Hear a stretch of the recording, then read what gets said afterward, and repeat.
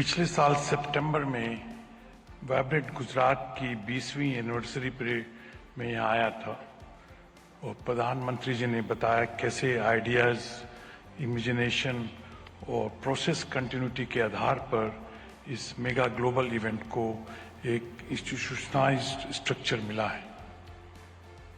प्रधानमंत्री जी ने उस वक्त ये बताया कि कैसे one earth, one family, one future की सच्ची भावनाओं को लेकर भारत की प्रतिष्ठा कैसे बढ़ेगी और हर इंटरनेशनल फोरम में पूरे ग्लोबल साउथ की आवाज को भी मजबूत किया है। माननीय मुख्यमंत्री भाई पटेल जी, मैं आपको भी डेवलपमेंट को आगे रखने और इन्वेस्टमेंट्स को आकर्षित करने और एडमिनिस्ट्रेशन को स्तर ऊंचा उठाने के लिए बधाई देता हूं। गुजरात में fair, transparent and policy driven governance की एक पहचान रही है और जिसमें मेरी कंपनी ने भी अनुभव किया है। स्टील किसी भी राष्ट्र के आत्मनिर्भरता में एक बड़ी भूमिका निभाता है क्योंकि ये infrastructure development, urbanisation, renewable sectors, automotive industry, electric vehicles, defence, railways आदि में बहुत उपयोग होता है।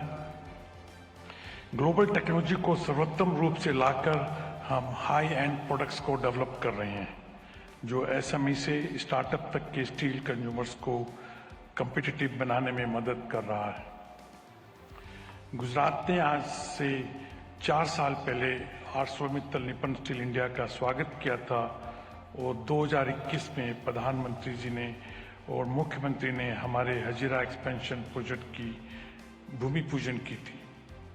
मुझे ये बताते हुए गर्व हो रहा है कि ये एक्सपेंशन प्रोजेक्ट तेजी से बढ़ रहा है और लक्ष्य के अनुसार इसका फेज 1 2026 में पूरा हो जाएगा।